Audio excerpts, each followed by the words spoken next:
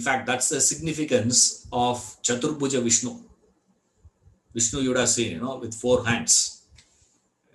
In one hand, he would carry the lotus, Padma. Other hand, he carries a conch, mace, and a chakra, the sword disc. Sudarshana Chakra he carries.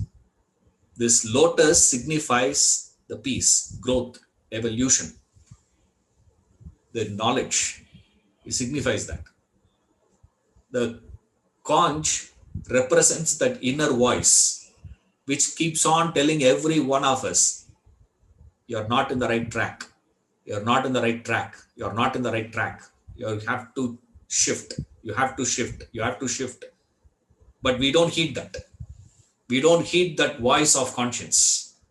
When you don't heed the voice of conscience, you get the Gada. Gada is a mace. You get the knocks and shocks of life. Still, if you don't heed, chakra,